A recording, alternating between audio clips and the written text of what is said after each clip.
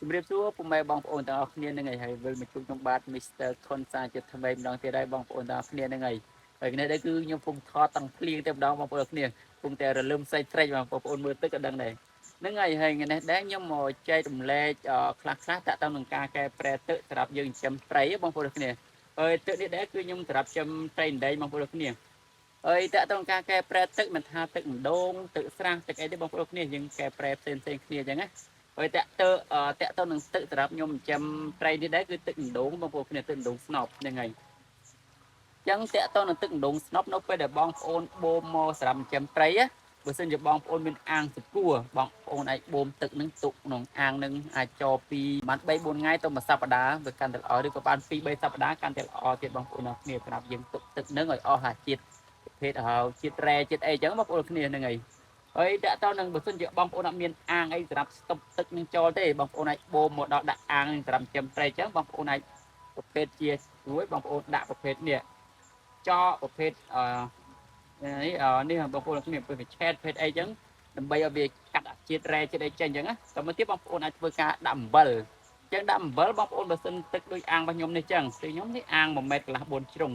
ចឹង1ម៉ែត្រកន្លះ4ជ្រុងនេះខ្ញុំអាចដាក់អំបិលចាប់ពី3ខាំទៅ4ខាំឬក៏ដល់5ខាំមកបងប្អូនគ្នាសម្រាប់យើងដាក់អាងរបស់យើងមើលទៅលើទំហំអាងរបស់យើងដែរដើម្បីឲ្យវាកាត់ជាតិអារ៉េរបស់យើងដើម្បីឲ្យទឹករបស់យើងនឹងមានអុកស៊ីសែនឬក៏មាន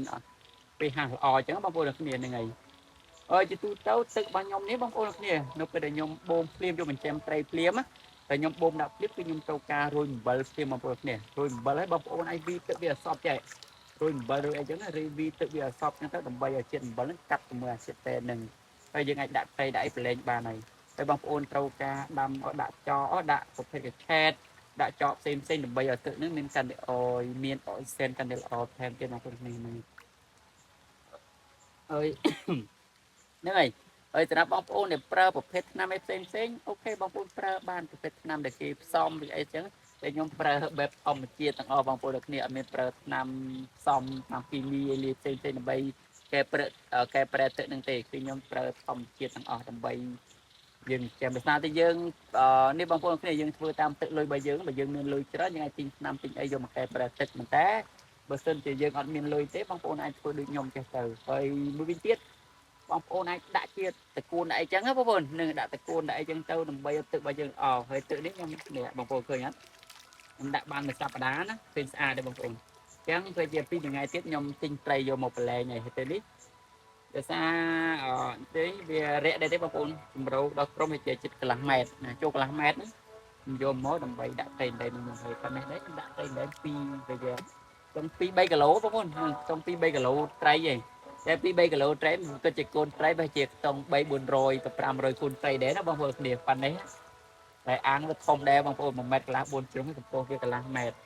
អញ្ចឹងយើងត្រូវយកអីខាំងទៅលើនេះទៀតមកកុំឲ្យវាត្រីហក់ចេញយើងអាចចិញ្ចឹមត្រីបានមក